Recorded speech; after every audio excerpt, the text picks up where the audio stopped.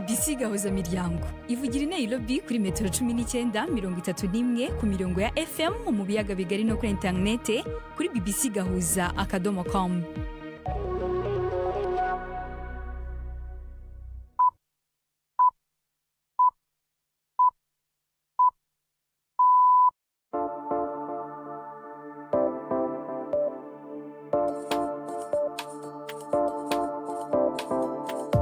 Ni saa moya n'igice z'ijoro i Nairobi, ni saa 12 n'igice z'umugoroba mu Burundi no mu Rwanda. Muri kumwe na Latifa Mutesi.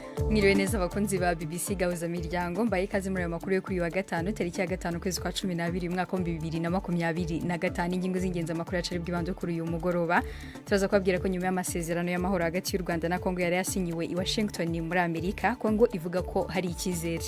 Muri aya masezerano kandi byanagaragaye ko abayobozi ba Kongo n'u Rwanda batahanye ukuboko. Rwanda bivuga iki? Icyangombwa ntabwo ari uguhana ukuboko, icyangombwa ni amasezerano yashyizwe mukono, amasezerano agamije kugarura amahoro n'uburumbuke mu karere, mu cyongereza bita Washington Accords for Peace and Prosperity. Ese wabuze iki ku ndwara ya narcissisme? Nucikwe n'ikiganiro baza muganga. Aya makuru ahagarariwe na Chancellor Abimana. Mbere gutangira aya makuru ku buryo burambuye, reka twumva amakuru agizwe twateguriye na Gerdas Yihondimondo. Inama nshingamateka y'Ubudagi yatoye iteko rishiraho umugambi wo kwinjiza abantu mu gisirikare ku bushake mu ntumbero yo gutsimbataza igisata cyo kwivuna abansi muri iki gihe Uburusiya bwagirizwa gushoza intambara yeruye kuri Ukraine.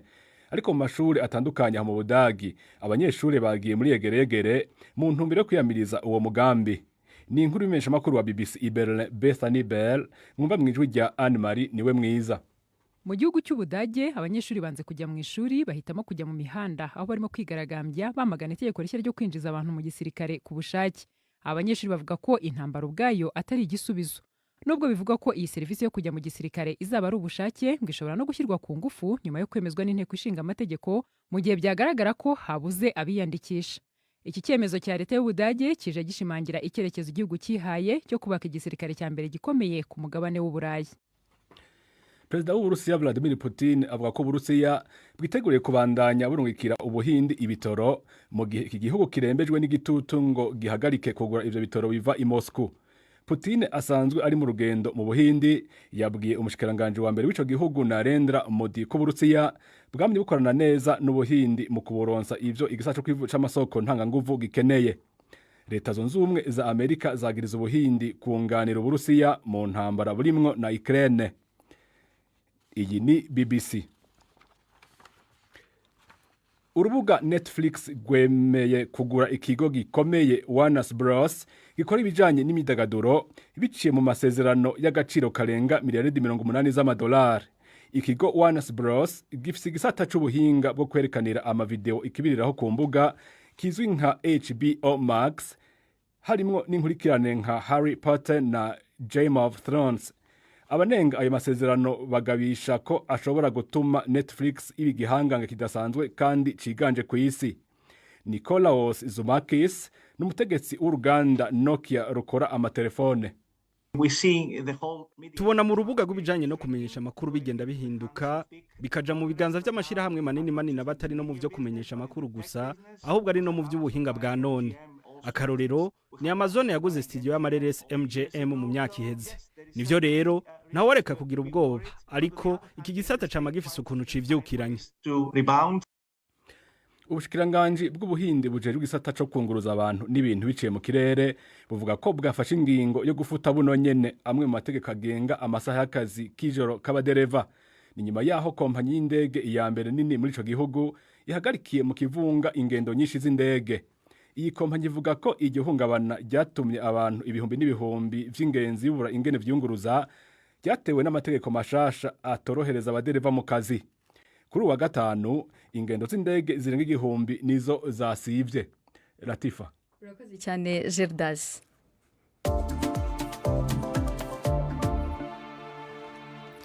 Dutangiye n'amakuru ku buryo burambuye, twatangiye ku masezerano y'amahoro yatangiye gukurikizwa muri iki gitondo hagati ya Repubulika Iharanira Demokarasi ya Kongo n'u Rwanda. Abayobozi b'ibihugu byombi bashyize umukono kuri aya masezerano mu ijoro ryakeye muri Leta Zunze Ubumwe za Amerika bari kumwe na Perezida Donald Trump. Hashize imyaka myinshi ari umwuka mubi hagati y'ibihugu byombi. ku butaka hari amatsinda menshi y'inyeshyamba akora ibikorwa by'urugomo byahitanye abantu benshi. Ibi byavuzwe na Minisitiri w'Ububanyi n'Amahanga muri Repubulika Iharanira Demokarasi ya Kongo Therese Kwamba Wagner ubwo yaganiraga n'umunyamakuru wa BBC Karl Nassman. Ndatekereza ko hari icyizere kinini, ariko kandi ndanatekereza ko hari ibyitezwe byinshi. Ndatekereza kandi ko tugomba kwibanda ku byitezwe bifite ishingiro nyuma y'imyaka 30 y'intambara. Ndatekereza rwose ko hari ibintu bisanzwe kandi byitezwe no ku mpande zose. Abasinye bose bagira ibyitezwe byinshi kandi kuri aya masezerano yasinywe uyu munsi. Icyizere ni ikintu tuzagenda twubaka buhoro buhoro binyuze mu ngamba zizagarura icyizere hagati y'impande zombi. Ariko kandi ndashaka kuvuga ko dufite ubushake. Uyu munsi ndashaka kuvuga ko ari urugendo rugaragaza ubushake bw'impande zose. Ndumva ari inzira y'intambwe ku yindi, kandi hamwe n'igihe, hamwe no kwiyemeza ndetse n'ibikorwa bifatika, tuzagenda tugera ku byo twiyemeje. Aya masezerano agamije guhagarika burundu imirwano no kwambura intwaro inyeshamba. Bizashyirwa mu bikorwa kabone nubwo umutwe wa M23 utashize umukono kuri aya masezerano. Yego, ndatekereza ko ari ngombwa kugaragaza ko hari inzira ebyiri zirimo gukorwa.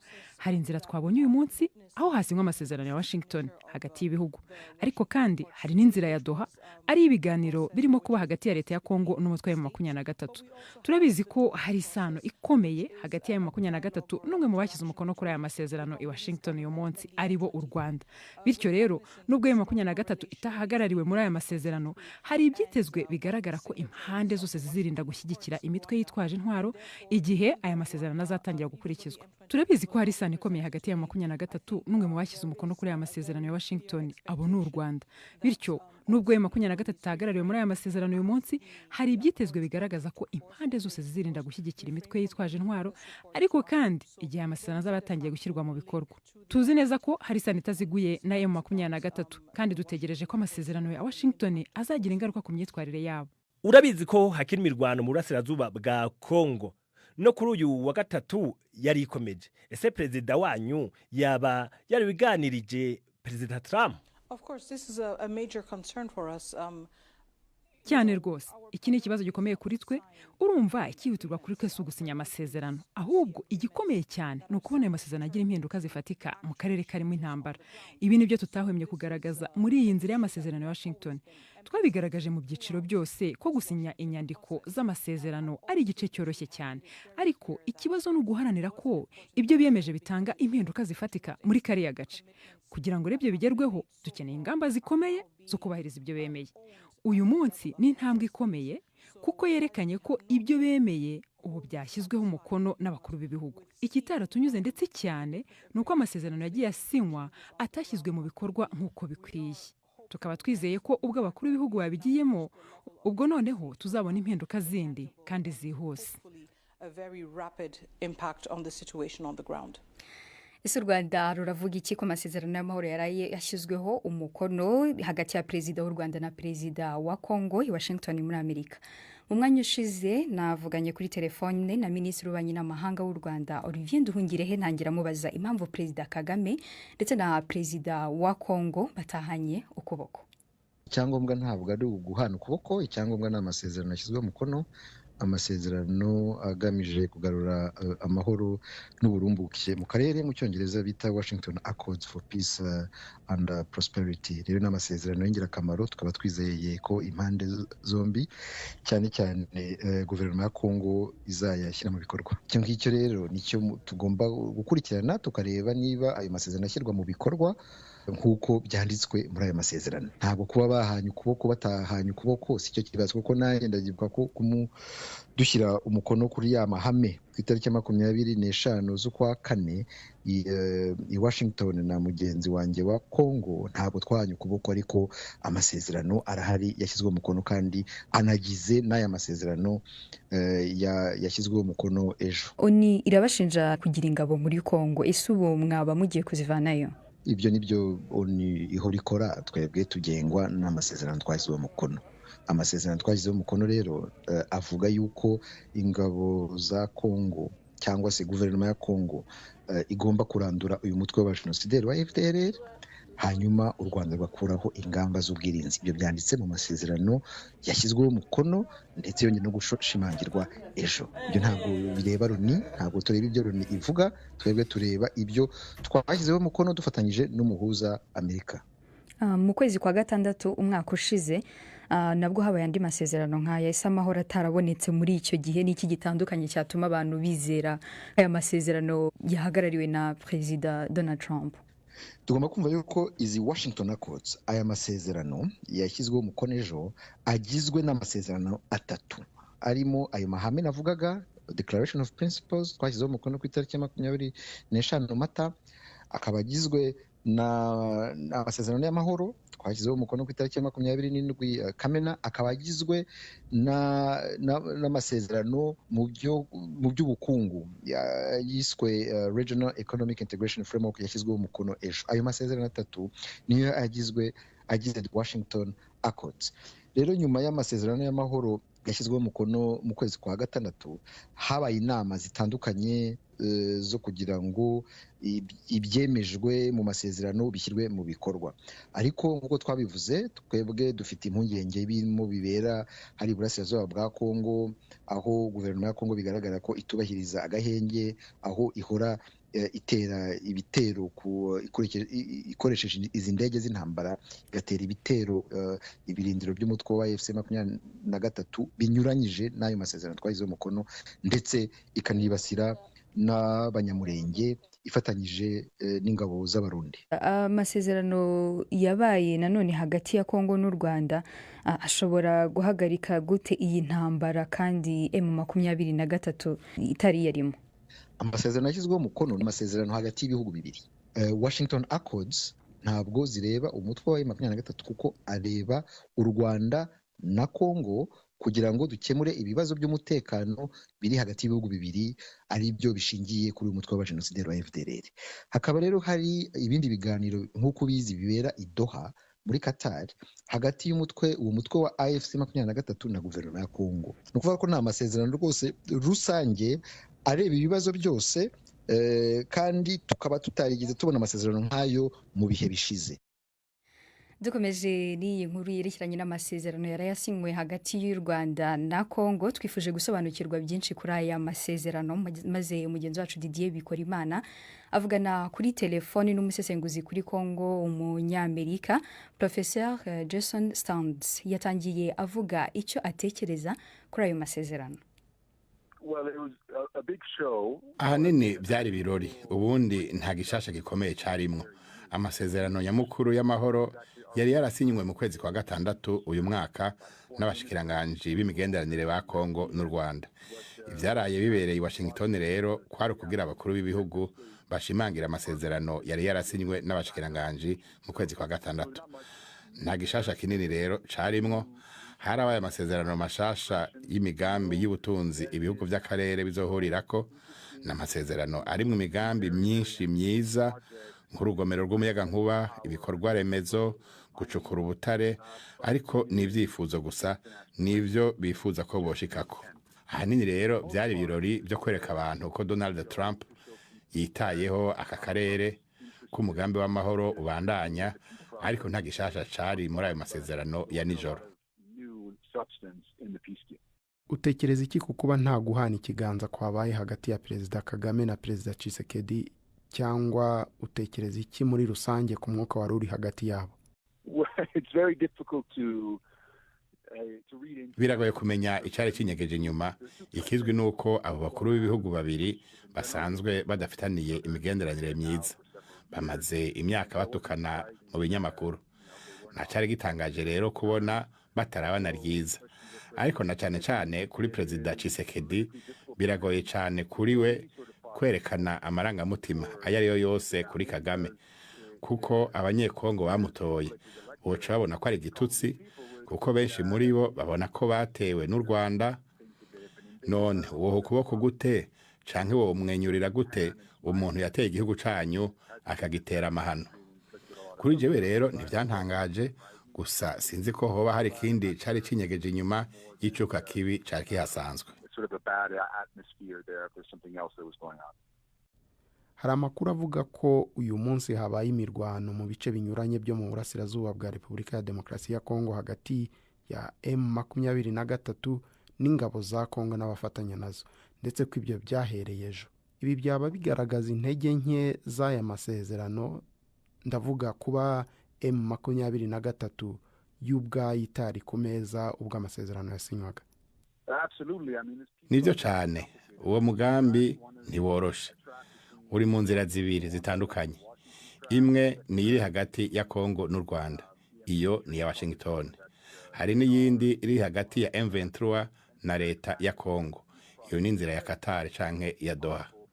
Biraboneka rero ko uwo mugambi utoroshe, mu gihe inzira ya Kongo n'u Rwanda isa n'iriko iratera imbere, hanyuma ku rubuga naho intambara ikaba ibandanya.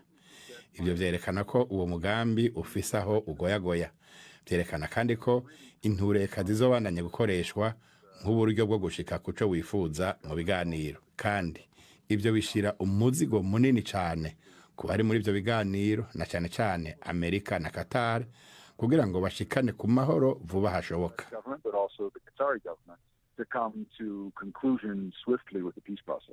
Hari bamwe banenga aya masezerano bavuga ko ari amasezerano ku mabuye y'agaciro, ibyo Amerika yahakanye mbere, agamije gukumira kugira ijambo k'Ubushinwa muri Afurika. Ibyo bitekerezaho iki? Nta nkeka yuko biri mu mvo zituma Amerika ivyitayeho cyane, kandi aho si kuri Trump gusa, n'imbere yiwe kuri Biden. Imvo hituma bitaho Kongo nihiganwa n'Ubushinwa mu gushikira ubutare nkenerwa cyane cyane cuivre na cobalt, nubwo buri kure cyane yahabera intambara, ariko bukaba ari ubutare nkenerwa cyane. Kongo niyo ya mbere yimbura cobalt nyinshi ku isi, iyo nayo ikaba ari nkenerwa mu modoka zikoreshwa n'umuyagankuba. Nico gihugu ca mbere mu kwimbura cuivre muri Afrika. Amerika ivyo irabikeneye. Kumbure ico kirakenewe kugira haboneke amasezerano y'amahoro. Kuba hari ikindi gihugu kibona ko inyungu zaco zibangamiwe n'iyo ntambara. Uwo yari Didier Bikorimana wavuganaga kuri telefone n'umusesenguzi kuri Kongo, umunyamerika Profeseri Jason Stantz. Juventus, ku mbuga nkoranyambaga abaturage bari gutanga ibitekerezo, se baravuga iki?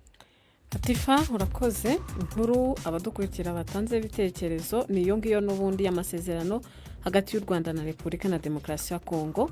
Hanyuma Ndacyayisenga ya Francis yanditse ati igikuru nuko aya masezerano yatanga amahoro, abaturage bo hasi bakabona umutekano, izi nyeshyamba zose zikirukanwa muri kano gace kuko abaturage bakomeje kuhaburira ubuzima ari benshi. Niyo Nsenga Ibrahim yavuze ati Amerika ikaza muri Kongo kubera amabuye y'agaciro, intambara izahita ikomera hagati ya Amerika, Uburusiya, Ubushinwa, M23 na Kongo. Nkurunziza we nawe yavuze ati habonetse amahoro ntacyo byaba bitwaye. Nta Turiki Profete we yanditse ati ku busesenguzi bw'iyo nkuru nibyo koko mwakoze usesenguzi bwiza, yabivuze neza kuko ntacyo basinye muri Leta Zunze Ubumwe za Amerika, nta mahoro twabitegaho. Indi nkuru abadukurikiye batanze ibitekerezo nivuga kuri Tanzania, ni konti z'icyamamare Mwange Kimbai izakuwe kuri Instagram ashinjwa gutegura imyigaragambyo yo kwamagana amatora. Witwa Isaac yanditse ati kumbi y'amashyirahamwe akorana na Meta. Hanyuma Gihozo we yanditse ati Meta ni abantu b'abagabo, ndabashimiye cyane kuba bamukuyeho. Abadukurikiye rero bakomeza kujya ku rubuga rwacu, yaba kuri Facebook, X n'ahandi bagatanga ibitekerezo. Latifa, urakoze cyane Juventine.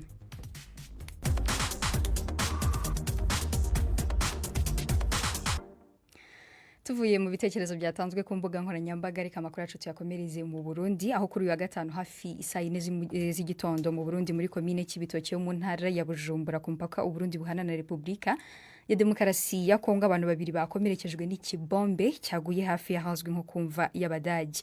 Imirimo yahungabanye ariko nyuma ubuzima burakomeza. Igisirikare cy'iki gihugu cyemeje ayo makuru, kinavuga ko hari n'abandi bantu babiri bakomeretse. Igisirikare cy'u Burundi nicyavuze aho iki gisasu cyaturutse. Ni inkuru ya Patrick Waso. Amakuru dukura ku mugwa mukuru wa zone Rugombo muri komine Cibitoke, iyo bombe yaguye neza neza hafi y'uruzi Nyakagunda mu mirima y'ibitoke, ibigori hamwe n'ibiharagi hafi y'imva z'abasirikare b'Abadagi bishwe mu ntambara ya mbere y'isi yose mu 1914 ihera mu 1918. Iyo bombe ikaba yakomerekeje abantu babiri, umwana hamwe n'umukenyezi umwe. Igisirikare cy'u Burundi kiremeza ivyo vyabaye ariko cirinze kuvuga aho iki kibombe caje gituruka. Abakomeretse bace bajanwa kwa muganga. Iyo bombe yatumye imirimo ihungabana aho muri zone Rugombo. Amashuri yaciye ahagarara nkuko twabibwiwe n'ababibonye. Isoko ica iraremura ubwo nyene. Abanyagihugu baciye baza ari benshi kuraba ibibaye, ariko abajejwe umutekano bababujije kuhagera bavuga ko banka ko hoba abahagirira ingorane. Abanyagihugu baba muri komine Cibitoke iri mu buraruko bushira uburengero bw'u Burundi ku rubibe Kongo ihana n'u Burundi bamaze imisi batekewe n'ubwoba bwinshi kubera intambara ziko zibera mu misozi ihanamiye ikiyaya ca Kamanyola zihuza umugwi wa AFC M23 n'igisirikare ca Kongo. Ikiyaya ca Kamanyola gikora ku rubibe bw'u Rwanda n'u Burundi. Abajeje intwaro n'umutekano mu Cibitoke batera kama abanyagihugu kutajya gushengera ahaguye ibibombe kuko abarungisi cambere barashobora kurungika n'ibindi. Mu ntango z'uyu mwaka komine Cibitoke yakiriye impunzi nyinshi zituritse muri Kongo, aho bamwe baciye bajanwa mu nkambi y'impunzi iri imusenyi muri komine Giharo mu buseruko bushira ubumanuko bw'u Burundi mu ntara ya Burunga. Ibujumbura, Patrick Waso. Mugenzi wacu Patrick Waso arakoze cyane. Twerekeje mu kiganiro cy'imvo n'imvana aho ibizaba bikubiye mu kiganiro cyo ku munsi w'ejo kuwa gatandatu kizibanda ku murindi udasanzwe w'abaganga b'abarundi bajya gukorera mu bindi bihugu cyane cyane igihugu cy'Ubufaransa. Urubuga rero bamwe muri aba baganga bahuriramo mu guhana amakuru rurimo n'urubuga rurimo abaganga barenga 500 kandi bose nabo ntibari mu kiganiro rero kizibanda ku gituma aba baganga b'abarundi bajya gukorera ku bwinshi mu Bufaransa, ingorane bitera mu rwego rw'ubuvuzi mu Burundi ndetse n'icyakorwa ngo bihagarare.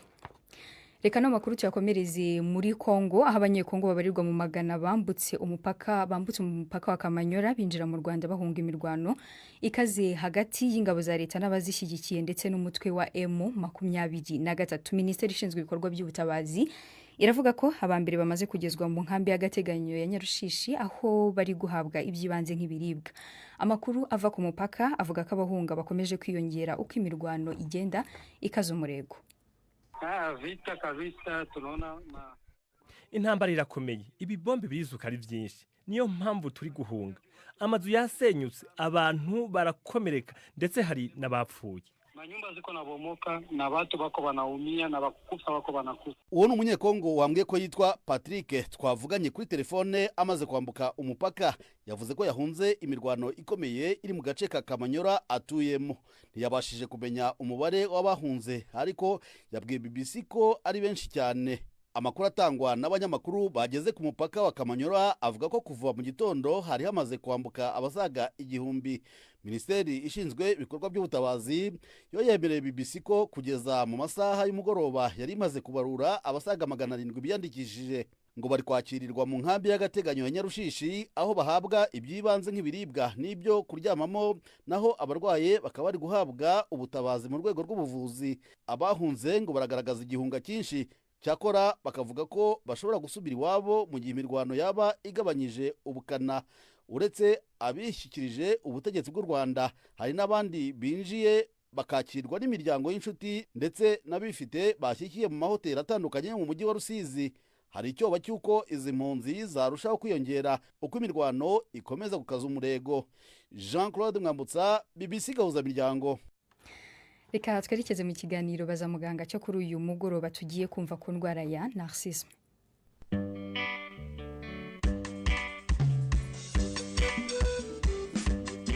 Mwiriho bakunzi ba BBC. Narcissisme ni bumwe mu burwayi burangwa n'imyitwarire idasanzwe ishobora no kugira ingaruka ku bakikije umuntu ufite icyo kibazo.